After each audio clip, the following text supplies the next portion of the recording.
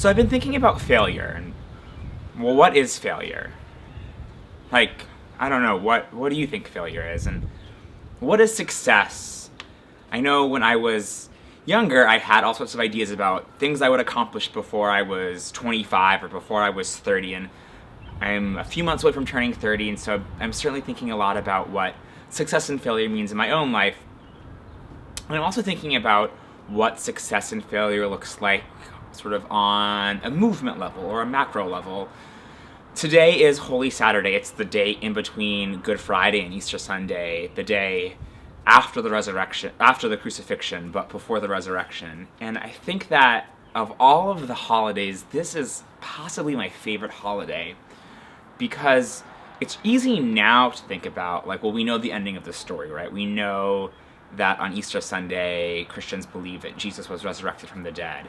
But that wasn't the case the first time around. The first time around on this Saturday, no one knew what came next. In fact, for all intents and purposes, the movement had failed, right? Like, here was this guy, Jesus, who was supposed to be the Messiah, and the Roman Empire had crucified him. He was executed as a political prisoner. And the disciples had fled. They went in different directions. They were in hiding. Maybe they were fearful of their lives, but the movement had collapsed.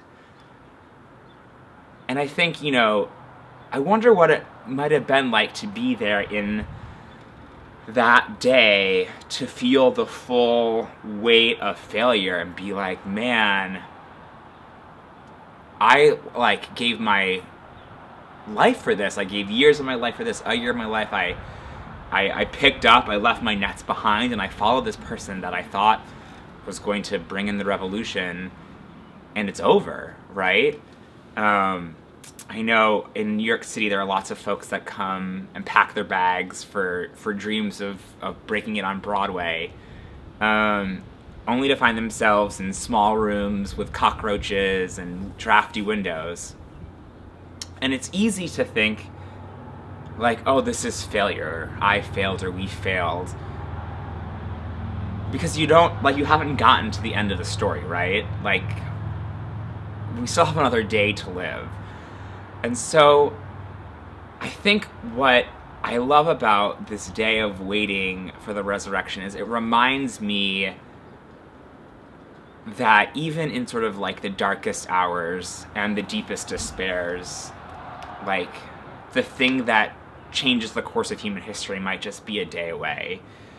And as deep and awful and overwhelming as whatever your failure or my failure feels like right now or in the future, in the past, it isn't the end-all be-all. We have another day or another hour or another minute to change things and turn things around. And so, yeah, I like that idea of not saying that the failure doesn't matter or that it's not real, right? You can't skip to Sunday, right? Like, there's a day, there's this Saturday, we're stuck with this Saturday.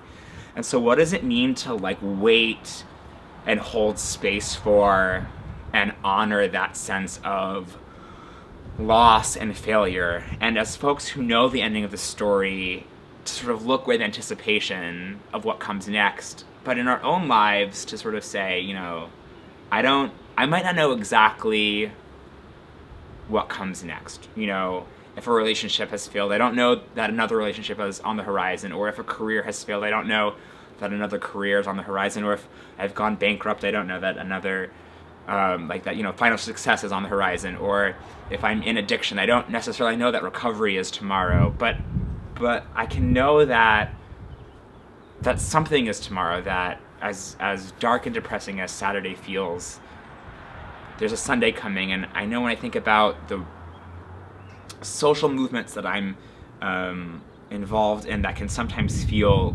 just so heavy and overwhelming, right? Like the continued marginalization of LGBTQ people in this country and around the world, sort of racial inequality and injustice, the sort of ever-growing class inequality, it can just sometimes feel like, what do I do against drone assassinations of American citizens, right? Like, how can I possibly confront this. And I don't want to say that if we just wait until tomorrow it will solve itself, because it won't. Something happened with these disciples and this Jesus, and these followers came together and changed the course of human history. But I want to think that failure isn't forever, and as much as it might feel like it today, there's always tomorrow.